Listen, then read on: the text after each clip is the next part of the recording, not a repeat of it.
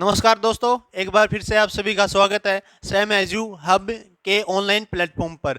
I hope सभी अच्छे होंगे। तो आज हम आपके लिए लेके आए हैं class number 2 lecture number 2 chemistry का लेक्चर नंबर 2 लेके आए हैं। ये पहला लेक्चर हमने केमिस्ट्री का कर लिया है जो मैटर यानी कि पदार्थ के रिगार्डिंग रहा था हमारा। तो आज हम इस लेक्चर में बात करेंगे परमाणु की यानी कि एटम की। जो ये क्लासे मैं ले रहा हूँ ये फॉर एचएसएससी एसएससी रेलवे जितने भी कंपटीशन के एग्जाम होते हैं उनमें बहुत बेनिफिशियल साबित होंगी। ठीक है, तो आज के लेक्चर में हम आगे बढ़ जाते हैं। तो सबसे पहले हेडिंग डालो एटम यानी कि परमाणु। परमाणु मेरे पास क्या है, एटम मेरे पास क्या है। एटम या परमाणु मेरे पास क्या है, सबसे छोटे से छोटा टुकड़ा है मैटर का।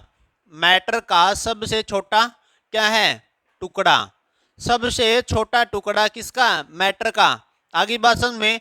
तो एटम या परमाणु मेरे पास क्या है, मैटर का सबसे छोटा टुकड़ा जिसके और टुकड़े ना हो सके। आगे बात समझ में, उसको हम क्या बोलेंगे, एटम बोलेंगे यानी कि परमाणु बोलेंगे। आगे बात समझ में। अब बात कर लेते हैं सबसे पहले ये बात किसने बताई थी। तो ये बात सबसे पहले ऋषि कनाद ने बताई थी। आगे बात समझ में। एक इंडिया के ऋषि होते थे जिनका नाम था ऋषि कनाद, उसने ये बात अपने को बताई थी। आगे बात समझ में। अगर बात की जाए बी डिस्कवरी ऑफ एटम, परमाणु की खोज किसने की थी। जो परमाणु की खोज की थी वो की थी जॉन डॉल्टन ने। किसने की थी, जॉन डॉल्टन ने। आगे बात समझ में। जो डिस्कवरी ऑफ एटम है, परमाणु की खोज है, वो किसने की थी, मेरे पास जॉन डॉल्टन ने की थी। आगे बात समझ में। अब जॉन डॉल्टन ने क्या बताया था, जॉन डॉल्टन ने भी सेम यही बात बताई थी।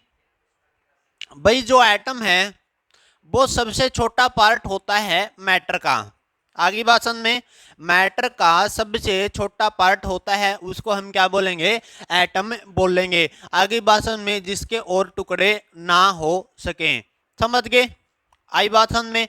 अब हमारा जो मैटर है उसका सबसे छोटा टुकड़ा कौन बताया मैंने, वो सबसे छोटा टुकड़ा मैंने आपको बताया परमाणु। अब जो परमाणु है वो नेचर में 3D होता है। पेपर में कई बार क्वेश्चन पूछा है भाई जो अपना परमाणु है, एटम है, वो 2D होता है या 3D होता है। तो आप ऑप्शन लगा के आओगे 3D के ऊपर, क्योंकि जो अपना एटम है, परमाणु है, वो नेचर के अंदर क्या होता है, 3D होता है। 3D का मतलब होता है उसकी एक्स एक्सिस, वाई एक्सिस और जेड एक्सिस तीनों होती हैं। समझ गए। आगे बात समझने। अगर मैं डायग्राम के रूप में एटम को दिखाऊं, डायग्राम के रूप में एटम को दिखाऊं, तो मैं एटम को कैसे दिखाऊंगा, ऐसे सफियर की तरह दिखाऊंगा। क्योंकि साइंटिस्ट वैज्ञानिकों का मानना था भी जो अपना एटम है, परमाणु है, वो क्या होता है, गोल होता है। आगे बात में, गोल होता है, सफियर होता है। समझ गए। अब क्या है भाई, एटम के बीच में एक छोटी सी चीज होती है जिसका नाम होता है नाभिक। क्या नाम होता है, नाभिक नाम होता है। इंग्लिश वाले बच्चे न्यूक्लियस बोलते हैं जिसको। आगे बात समझ में। और ऐसे हमारे पास क्या होती हैं, सेल्स होती हैं। क्या होती हैं, सेल्स होती हैं। हिंदी में अगर बोला जाए तो इनको क्या बोलते हैं, कोश बोलते हैं। क्या बोलते हैं, कोश बोलते हैं। जिनके अंदर कौन चक्कर लगाते हैं, इलेक्ट्रॉन चक्कर लगाते हैं। आगे बात समझ में। अब कई बार पेपर में एक क्वेश्चन आया है कि जो प्रोटॉन है, जो प्रोटॉन है वो अपने परमाणु के अंदर, जो अपने परमाणु के अंदर कहां पाए जाते हैं, कहां पाए जाते हैं। तो उसका जो राइट आंसर है वो है नाभिक के अंदर। किसके अंदर पाए जाते हैं, नाभिक के अंदर पाए जाते हैं। आगे भाषण में, जैसे मैं यहाँ पे एक एटम बना लेता हूँ, क्या बना लेता हूँ, एटम बना लेता हूँ। अब एटम के बीच में, परमाणु के बीच में मैंने क्या बना दिया, नाभिक बना दिया। आगे भाषण में, ये क्या है मेरे पास, कोश है। कौन है, कोश। जो इलेक्ट्रॉन है वो कहाँ चक्कर लगाते हैं, वो कोश में चक्कर लगाते हैं।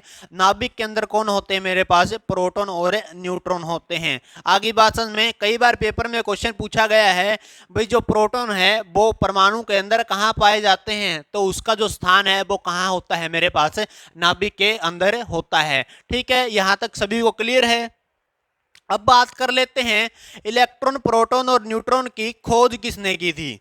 इलेक्ट्रॉन, प्रोटॉन और न्यूट्रॉन की खोज किसने की थी, अब उसके ऊपर चर्चा करेंगे।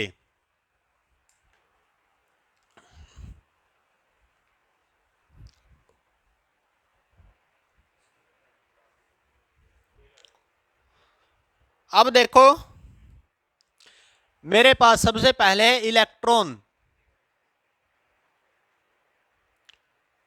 नंबर 2 पे है प्रोटॉन, नंबर 3 पे है न्यूट्रॉन। आगे बात समझ में, सबसे पहले हम बात करेंगे इलेक्ट्रॉन की, उसके बाद प्रोटॉन की, उसके बाद न्यूट्रॉन की। जो इलेक्ट्रॉन है उसकी खोज की थी जे थॉमसन ने। किसने की थी, जे थॉमसन ने। किसने की थी, जे थॉमसन ने। जो प्रोटॉन है उसकी खोज की थी गोल्डस्टीन ने। किसने की थी, गोल्डस्टीन ने। आगे बात समझ में, किसने की थी, गोल्डस्टीन ने की थी। अब जो न्यूट्रॉन है उसकी खोज की थी जेम्स चैडविक ने। किसने की थी, जेम्स चैडविक ने। आगे बात समझ में, ये तो थी मेरे पास खोज, ये क्या थी मेरे पास, खोज थी। अब इलेक्ट्रॉन की खोज किसने की थी, जे थॉमसन ने की थी। प्रोटॉन की खोज किसने की थी, गोल्डस्टीन ने की थी। आगे बात समझ में, न्यूट्रॉन की खोज किसने की थी, जेम्स चैडविक ने की थी। आगे बात समझ में। अब उसके बाद हम बात करते हैं नाम, किसकी बात करेंगे, नाम। भाई इलेक्ट्रॉन का इलेक्ट्रॉन नाम किसने दिया, प्रोटॉन का प्रोटॉन नाम किसने दिया, न्यूट्रॉन का न्यूट्रॉन नाम किसने दिया। तो इलेक्ट्रॉन का इलेक्ट्रॉन नाम दिया था जी स्टोनी ने। किसने दिया था, जी स्टोनी ने। ये आरआरबी में क्वेश्चन आया है भाई, ये आरआरबी में क्वेश्चन आया है भाई इलेक्ट्रॉन का इलेक्ट्रॉन नाम किसने दिया, वो किसने दिया था, जी स्टोनी ने नाम दिया था। आगे बात समझ में, रेलवे में क्वेश्चन आया, ये आप पेपर उठा के देख सकते हो, रेलवे में ये क्वेश्चन आया इलेक्ट्रॉन का इलेक्ट्रॉन नाम किसने दिया, तो उसका जो राइट आंसर है वो है मेरे पास जी स्टोनी। आगे बात समझ में। अब प्रोटॉन का प्रोटॉन नाम किसने दिया, वो है मेरे पास रदरफोर्ड। आगे बात समझ में, कौन है मेरे पास, रदरफोर्ड। अब न्यूट्रॉन का न्यूट्रॉन नाम किसने दिया, वो दिया जेम्स चैडविक ने। आगे बात समझ में, किसने दिया, जेम्स चैडविक ने। ठीक है, इतनी बातें यहां तक समझ में आई। अब खोज और नाम अलग अलग हैं। आगे बात समझ में, खोज इलेक्ट्रॉन की किसने की, जे थॉमसन ने। नाम किसने दिया, जी स्टोनी ने। प्रोटॉन की खोज किसने की, गोल्डस्टीन ने। नाम किसने दिया, रदरफोर्ड ने। जेम्स चैडविक ने न्यूट्रॉन की क्या की, खोज की, और जेम्स चैडविक ने ही क्या रखा, उसका नाम न्यूट्रॉन रखा। आगे बात समझ में। अब अपने पास एक क्वेश्चन और आता है, न्यूक्लियस की खोज, नाभिक की खोज, नाभिक की खोज, नाभिक की खोज किसने की, तो उसका जो राइट आंसर है वो है मेरे पास Rutherford.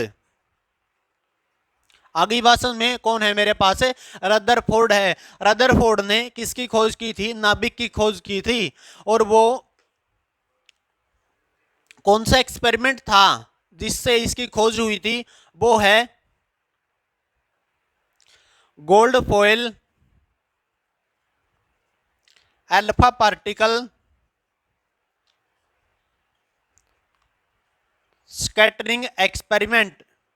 Gold foil alpha particle scattering experiment, ये एक्सपेरिमेंट के थ्रू किसकी खोज हुई थी मेरे पास, न्यूक्लियस की खोज हुई थी, नाभिक की खोज हुई थी। किसने की थी, रदरफोर्ड ने की थी। ये मॉडल कौन सा मॉडल था, ये मॉडल रदरफोर्ड ने ही दिया था। आगे बात समझ में, रदरफोर्ड ने जो मॉडल दिया था, वो मॉडल देने से पहले इसने ये एक्सपेरिमेंट किया था, और इस एक्सपेरिमेंट के थ्रू किसकी खोज हुई थी, नाभिक की खोज हुई थी, न्यूक्लियस की खोज हुई थी। आगे बात समझ में, इतना यहां तक सभी को क्लियर है। अब जो इलेक्ट्रॉन है मेरे पास, इलेक्ट्रॉन है, इलेक्ट्रॉन को किससे दिखाते हैं, ई। प्रोटॉन को किससे, P, और इसको N से। आगे बात समझ में। अब इलेक्ट्रॉन के ऊपर आपको ऐसे एक डैश मिलेगा, प्रोटॉन के ऊपर आपको पॉजिटिव मिलेगा, न्यूट्रॉन के ऊपर आपको जीरो मिलेगा। अब ये डैश पॉजिटिव और जीरो का क्या मतलब होता है, अब इस डैश का मतलब होता है नेगेटिव। क्या मतलब होता है, नेगेटिव। पॉजिटिव समझ गए, जीरो का मतलब कुछ भी नहीं। अब यहां पे एक बात मेरे को बताओ, ये जो ऊपर यहां पे नेगेटिव, पॉजिटिव और जीरो, ये क्या शो कर रहे हैं, ये शो कर रहे हैं चार्ज, या हिंदी वाले बच्चे बोले उनको आवेश। क्या शो कर रहे हैं, चार्ज या आवेश। ठीक है। अब इलेक्ट्रॉन के ऊपर कौन सा चार्ज होता है, मेरे पास नेगेटिव चार्ज होता है। कौन सा चार्ज होता है, नेगेटिव चार्ज होता है। प्रोटॉन के पास कौन सा चार्ज होता है, पॉजिटिव चार्ज होता है। न्यूट्रॉन के पास कौन सा चार्ज होता है, कोई भी चार्ज नहीं होता, कोई भी चार्ज नहीं होता। तो इसका मतलब इसको हम कैसे लिखेंगे, न्यूट्रल। हिंदी वाले बच्चे उदासीन। आगे बात समझ में, क्या लिखेंगे हिंदी वाले बच्चे, उदासीन। आगे बात समझ में। अब ये तो होगी इनके चार्ज की बात। आगे बात समझ में। अब किसके ऊपर कितना चार्ज होता है, वो वैल्यू, उस वैल्यू की बात कर लेते हैं। भाई इलेक्ट्रॉन के ऊपर कितना चार्ज होता है, प्रोटॉन के ऊपर कितना चार्ज होता है, और न्यूट्रॉन के ऊपर आपको पता है अभी चार्ज नहीं होता। समझ गए। तो उनकी जो वैल्यू है वो अभी देख लेते हैं। तो यहां पे हेडिंग डाल लो चार्ज। इलेक्ट्रॉन का जो चार्ज है वो होता है 1.6 मल्टीप्लाई 10 की माइनस 19 सी। सी का मतलब होता है कुलाम्ब। क्या मतलब होता है, कुलाम्ब। कुलाम्ब क्या है, यूनिट है चार्ज की। क्या है मेरे पास, यूनिट है किसकी, चार्ज की, आवेश की। आगे बात समझ में। एक क्वेश्चन यहां से भी बन सकता है, चार्ज की आवेश की यूनिट क्या है, आवेश की जो यूनिट है मेरे पास वो कौन सी है, कुलाम्ब है। आगे बात समझ में। अब प्रोटॉन का जो चार्ज है वो भी कितना होता है, 1.6 गुना 10 की माइनस 19 कूलम। लेकिन इनमें और इनमें क्या फर्क होता है, इसके आगे लगता है नेगेटिव, इसके आगे लगता है पॉजिटिव। आगे बात समझ में। इलेक्ट्रॉन का जो चार्ज है वो कौन सा होता है, नेगेटिव, इसका चार्ज होता है पॉजिटिव, वैल्यू होती है सेम। आगे बात समझ में, पजल नहीं होना है, वैल्यू होती है सेम, लेकिन प्रोटॉन के केस में क्या होगा, पॉजिटिव होगा, इलेक्ट्रॉन के केस में क्या होगा, नेगेटिव होगा। आगे बात समझ में। इसका चार्ज क्या होता है, जीरो। ठीक है, यहाँ पे बताया मैंने एन से, एन जीरो, जीरो का मतलब इसके ऊपर चार्ज कुछ भी नहीं है, जीरो कूलम। ठीक है, आगे बात समझ में। अब बात कर लेते हैं मास का। मास का क्वेश्चन भी बहुत बार पूछा जाता है, भाई जो इलेक्ट्रॉन है उसका मास कितना होता है, प्रोटॉन है उसका मास कितना होता है, और न्यूट्रॉन का मास कितना होता है। वो भी क्वेश्चन आपको बहुत बार पेपर में देखने को मिलेगा। तो चलिए उस क्वेश्चन की तरफ बढ़ते हैं। इन तीनों का मास मैं आपको बता देता हूं।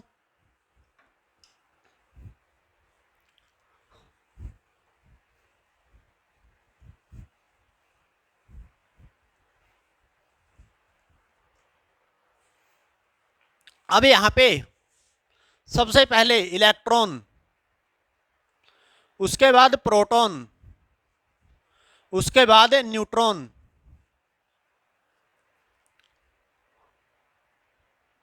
इसका जो मास है, द्रव्यमान है, वो पेपर में कई बार पूछा गया है।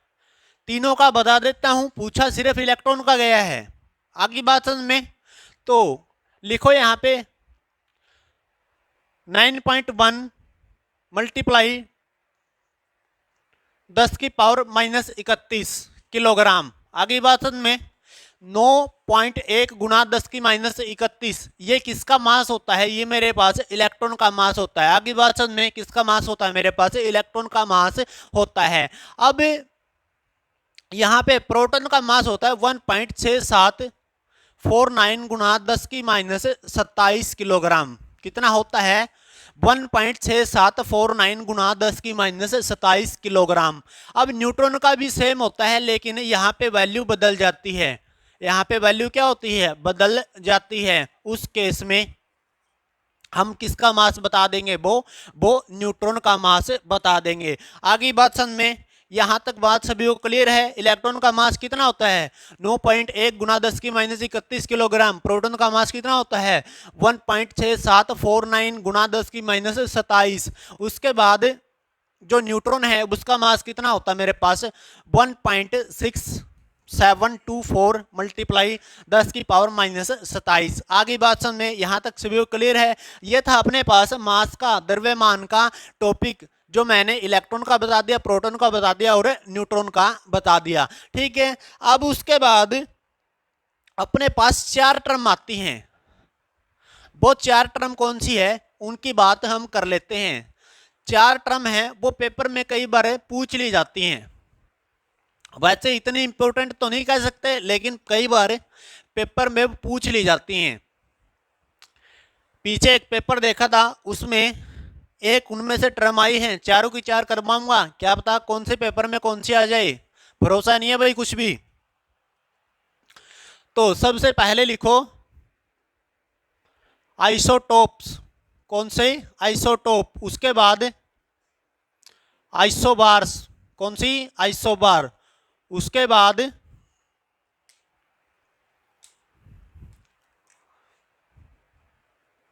आइसो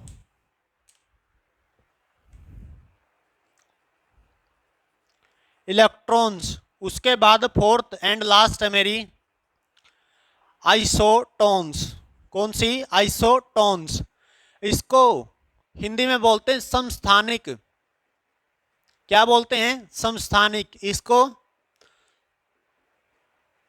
समभारिक। इसको हम क्या बोलते हैं सम इलेक्ट्रॉनिक। इसको हम बोलते हैं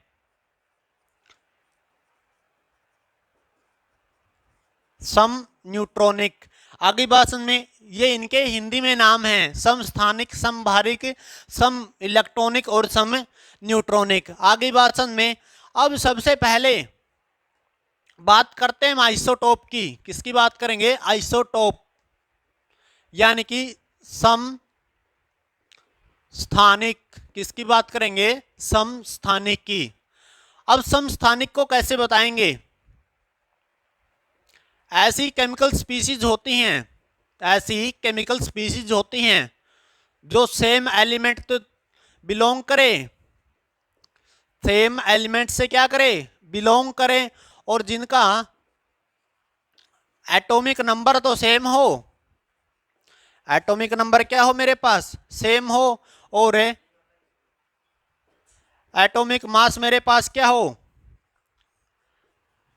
डिफरेंट हो। आगे बात समझ में एटॉमिक नंबर क्या हो सेम हो, एटॉमिक मास क्या हो डिफरेंट हो, सेम एलिमेंट से क्या करे बिलोंग करे, उन केमिकल स्पीसीज को हम क्या बोलेंगे आइसोटोप बोलेंगे, समस्थानिक बोलेंगे। आगे बात समझ में जिनका जो परमाणु क्रमांक है वो तो क्या हो सेम हो, परमाणु क्रमांक। इसको क्या बोलते हैं परमाणु क्रमांक या संख्या बोलते हैं। इसको क्या बोलेंगे परमाणु द्रव्यमान। ठीक है, जिनका परमाणु द्रव्यमान तो डिफरेंट हो, परमाणु संख्या या परमाणु क्रमांक क्या हो मेरे पास सेम हो, और सेम एलिमेंट से सेम तत्वों से वो स्पीसीज हो, सेम तत्वों से क्या करें वो बिलोंग करें, उसको हम क्या बोलेंगे आइसोटोप्स बोलेंगे। आगे बात में फॉर एग्जाम्पल आपको एग्जाम्पल देता हूं कार्बन 6, 12 और 14। अब यहां पे सेम एलिमेंट से है, सेम एलिमेंट कौन है कार्बन। आगे इतनी बात समझ में। उसके बाद 6 क्या है इसका एटॉमिक नंबर, एटॉमिक नंबर दोनों का क्या है सेम। आगे बात समझ में एटॉमिक नंबर क्या है दोनों का सेम, परमाणु संख्या क्या है दोनों की सेम, यही बात है। उसके बाद 12 और 14 एटॉमिक मास क्या है यहाँ पे डिफरेंट, एटॉमिक मास क्या है डिफरेंट, यही बात तो है एटॉमिक मास क्या है डिफरेंट, परमाणु द्रव्यमान क्या है डिफरेंट। तो ये मेरे पास क्या है आइसोटोप्स हैं। ठीक है, उसके बाद एक और एग्जांपल दे देता हूं। ये देखो सेम एलिमेंट से बिलोंग कर रहे हैं नाइट्रोजन और नाइट्रोजन, इतनी बातें क्लियर है। उसके बाद नीचे वाले एटॉमिक नंबर क्या है, सेम है, यहाँ पे भी सेम है। ऊपर वाले एटॉमिक मास क्या है, डिफरेंट है, यहाँ पे भी डिफरेंट है। इसका मतलब वो भी क्या है मेरे पास, आइसोटोप है, समस्थानिक है। ठीक है, इतनी बातें यहाँ तक सभी क्लियर है। उसके बाद जो नेक्स्ट टर्म आती है अपनी, नेक्स्ट टर्म की तरफ बढ़ते हैं। नेक्स्ट टर्म है अपनी आइसोबार्स। कौन सी, आइसोबार्स। अब आइसोबार्स को कैसे बताएंगे, अब जो आइसोबार है उसको हम कैसे बताएंगे। अब आइसोबार को हम कैसे बताएंगे, आइसोबार्स या समभारिक, हेडिंग डालो आइसोबार्स और समभारिक, इसको हम कैसे बताएंगे। अब देखो आइसोबार्स ऐसी केमिकल स्पीसीज, ऐसी केमिकल स्पीसीज जो डिफरेंट एलिमेंट से बिलोंग करें, डिफरेंट एलिमेंट से क्या करें, बिलोंग करें, डिफरेंट तत्वों से बिलोंग करें, संबंध रखे डिफरेंट तत्वों से, जिनका एटॉमिक नंबर तो क्या हो,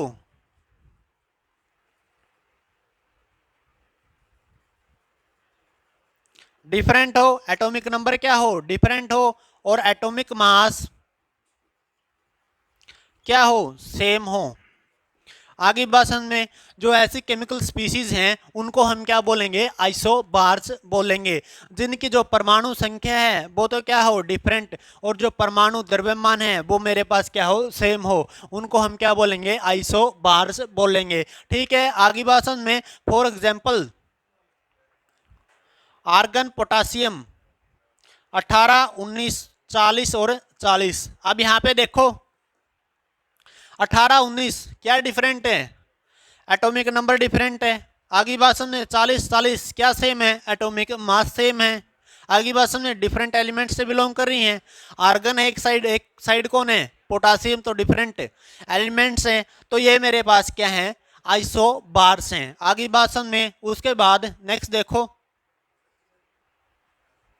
19, 20, 40, 40। आगे भाषण में ये भी मेरे पास क्या है, ये भी मेरे पास क्या है, आइसोबार्स है। 19, 20 दोनों डिफरेंट है, एन एटॉमिक नंबर क्या है, डिफरेंट। आगे भाषण में अब ऊपर क्या है, 40 एटॉमिक मास क्या है, सेम। आगे भाषण में तो ये मेरे पास क्या है, आइसोबार्स है। अब देखो U 92, 235, 92, 238।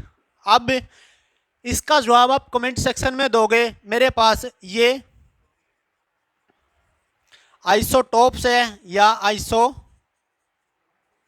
बार्स है। आगे भाषण में समस्थानिक है या समभारिक है। आगे भाषण में इसका जो जवाब है आपको कमेंट सेक्शन के अंदर देना है। मैं देखूंगा भी कौन कौन अपना क्लास में ध्यान से बैठा है, कौन कौन क्लास में ध्यान से नहीं बैठा है। ठीक है, कौन यहाँ पे टाइम पास करने के लिए आया, कौन यहाँ पे टाइम पास करने के लिए नहीं आया है। आगे भाषण में तो नेक्स्ट जो टर्म है वो अपने पास है आइसो इलेक्ट्रॉन्स। कौन सी है मेरे पास, iso electrons.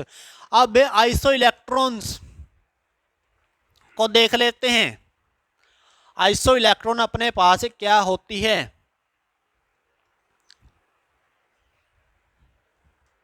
Iso electrons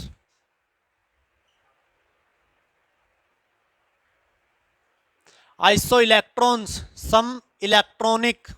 iso electron ऐसी केमिकल स्पीसीज होती हैं, क्या होती हैं, ऐसी केमिकल स्पीसीज होती हैं, क्या होती हैं मेरे पास, ऐसी केमिकल स्पीसीज होती हैं, ऐसे रासायनिक पदार्थ होते हैं, ऐसे रासायनिक क्या होते हैं मेरे पास, पदार्थ होते हैं जिनके पास क्या हो, सेम नंबर ऑफ इलेक्ट्रॉन।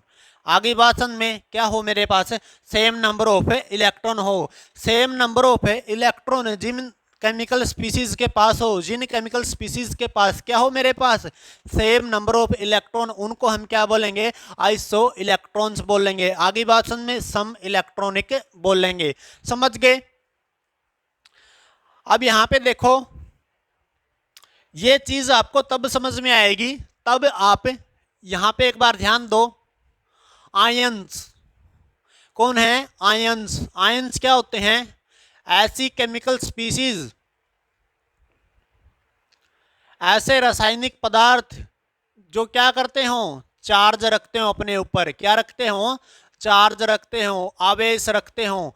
ऐसी केमिकल स्पीसीज, ऐसे रासायनिक पदार्थ जो अपने ऊपर क्या रखते हो? चार्ज रखते हो, आवेश रखते हो, उनको हम क्या बोलेंगे? आयंस बोलेंगे। आगे भाषण में जैसे आपने कई बुकों में ऐसे देखा होगा, Na positive, Cl negative, Al3 positive, ये सारे के सारे क्या हैं? आयंस हैं। आगे भाषण में सारे के सारे क्या हैं? आयंस हैं। अब आयंस दो टाइप से डिवाइड कर सकते हैं। एक तो होता है मेरे पास कटायन, दूसरा होता है मेरे पास एनायन। एक कटायन और एक एनायन। अब कटायन एनायन कौन से होते हैं? कटायन वो केमिकल स्पीसीज होती हैं जिनके ऊपर पॉजिटिव चार्ज होता है। एनायन कौन सी होती है? जिनके ऊपर नेगेटिव चार्ज होता है। आगे भाषण में जैसे यहाँ पे मैंने 3 लिखे, अब 3 में से पॉजिटिव किस किस के पास है? Na पॉजिटिव के पास है, Al3 के पास है, तो ये मेरे पास क्या है? कटायन। क्या है ये मेरे पास? कटायन। आगे भाषण में ये मेरे पास क्या है? कटायन है। उसके बाद नेगेटिव वाला कौन है? Cl, ये मेरे पास क्या है? एनायन। आगे भाषण में ये मेरे पास क्या है? एनायन है। आगे भाषण में अब कटायन कब बनता है और एनायन कब बनता है? कटायन कब बनता है और एनायन कब बनता है? जब इलेक्ट्रॉन का लॉस होता है। इलेक्ट्रॉन का क्या होता है? लॉस।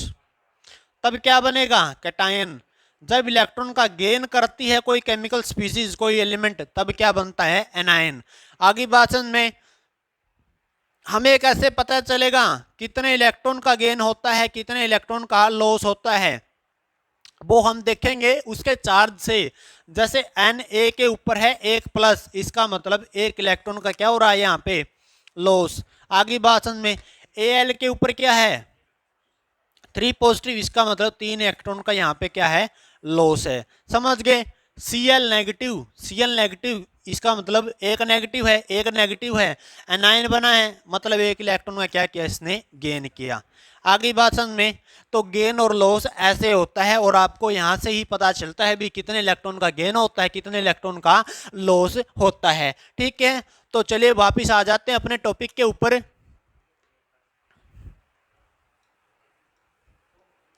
वापिस आ जाते हैं अपने टॉपिक के ऊपर।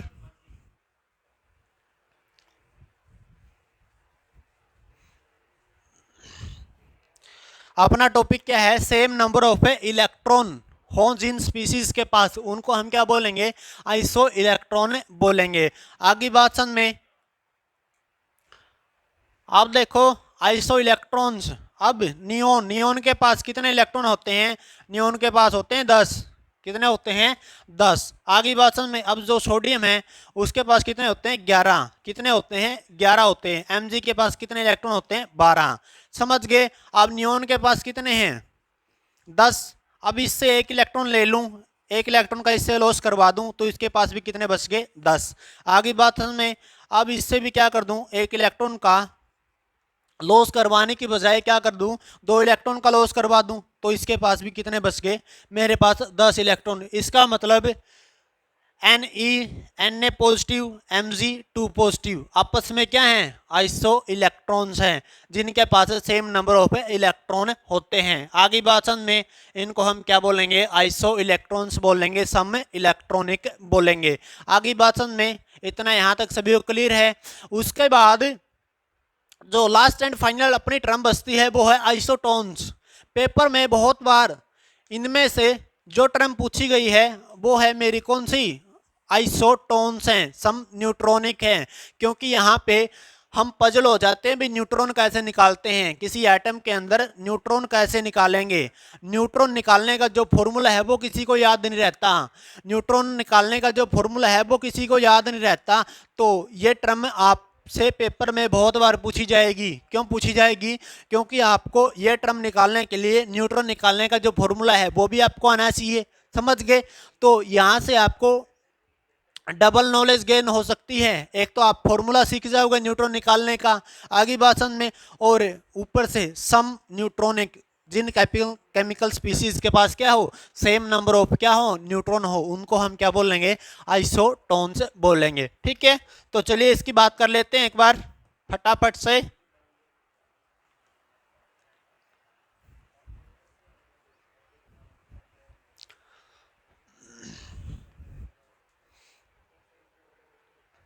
आप देखो आइसोटोन्स आइसोटोन ऐसी केमिकल स्पीसीज होती हैं, ऐसी केमिकल स्पीसीज होती हैं जिनके पास सेम नंबर ऑफ न्यूट्रॉन हो, सेम नंबर ऑफ क्या हो मेरे पास, न्यूट्रॉन हो। ऐसी जो केमिकल स्पीसीज होती हैं उनको हम क्या बोलेंगे, आइसोटोन्स बोलेंगे। अब एक बात बताओ भाई, न्यूट्रॉन कैसे निकालेंगे? भाई पंगा आया तो उस पंगे को सोल्व करते हैं। न्यूट्रॉन कैसे निकालेंगे? आपने सभी ने एलिमेंट देखा है? देखा तो किसी ने नहीं, लेकिन बुक में लिखा देखा भाई। तो यहां पे मैंने एक एलिमेंट लिख दिया कार्बन 6 और 12। अब जो नीचे वाली टर्म होती है वो होती है एटॉमिक नंबर। क्या होती है? एटॉमिक नंबर, परमाणु संख्या बोलते हैं हिंदी वाले बच्चे इसको। ये होता है एटॉमिक मास। क्या होता है? Atomic mass. हिंदी वाले बच्चे बोलते हैं परमाणु द्रव्यमान। क्या बोलते हैं? परमाणु द्रव्यमान। आगे भाषण में अब जो न्यूट्रॉन है वो हम कैसे निकालते हैं? Atomic mass minus atomic number. आगे भाषण में atomic mass minus atomic number. अब इसके पास अगर देखा जाए न्यूट्रॉन कितने हैं? 12 माइनस कितने? 6, कितने हो गए? 6 न्यूट्रॉन। आगे भाषण में तो ऐसे हमें किसका पता चलता है? न्यूट्रॉन का पता चलता है, किसके पास कितने न्यूट्रॉन होते हैं। आगे क्वेश्चन में अब उन स्पीशीज को लिख देते हैं जिनके पास सेम नंबर ऑफ क्या होते हैं? न्यूट्रॉन होते हैं। तो चलिए उनको लिखते हैं एक बार फटाफट से।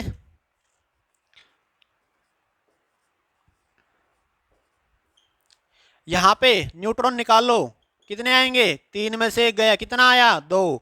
यहाँ पे न्यूट्रॉन निकाल लो, 4 में से 2 गया, कितना आया? 2। आगे भाषण में सेम है, तो ये मेरे पास दोनों स्पीसीज क्या हैं? आइसोटोन्स हैं। आगे भाषण में उसके बाद एक और एग्जांपल देखो, अच्छे से क्लियर हो जाएगा। नेक्स्ट एग्जांपल है ये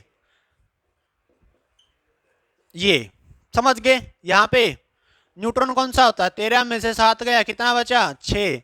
यहाँ पे न्यूट्रॉन कितने होते हैं? 12 में से 6 गया, कितने बचे? 6। अब 6 6 सेम है, सेम है, तो कौन है मेरे पास? आइसोटोन्स है। आगे भाषण में कौन है मेरे पास? आइसोटोन्स हैं। ठीक है, इतनी बातें यहाँ तक सभी को क्लियर है। आपको सिर्फ क्या याद रखना है? आपको यही याद रखना है न्यूट्रॉन कैसे निकालते हैं? Atomic mass minus atomic number. समझ गए? अब एटॉमिक मास और एटॉमिक नंबर आपको याद नहीं होगा। जैसे यूरेनियम का कितना होता है? 92। आगे भाषण में Fe का कितना होता है? 26। जिंक का कितना होता है? 30। ऐसे आपको जो एटॉमिक नंबर है वो किसी के याद नहीं होंगे, मेरे हिसाब से किसी को भी याद नहीं है। जैसे क्रोमियम का कितना होता है? 24। आगे भाषण में आर्गन का कितना होता है? 18 होता है। ये किसी को याद नहीं है। समझ गए? अगर आप इनको अच्छे से याद करना चाहते हो तो केमिस्ट्री की आपको पीरियोडिक टेबल से रिलेटेड जो क्लास करवाऊंगा वो आपको देखनी जरूरी है, क्योंकि उसके अंदर मैं आपको सारे के सारे जो एटॉमिक नंबर है उनको याद करवा दूंगा। आगे भाषण में तो नेक्स्ट हम क्लास लेके आएंगे पीरियोडिक टेबल की, वो आपको देखनी जरूरी है, क्योंकि वहां से आपको जो एटॉमिक नंबर है वो आपको याद हो जाएंगे। ठीक है, तो आज की वीडियो में इतना ही।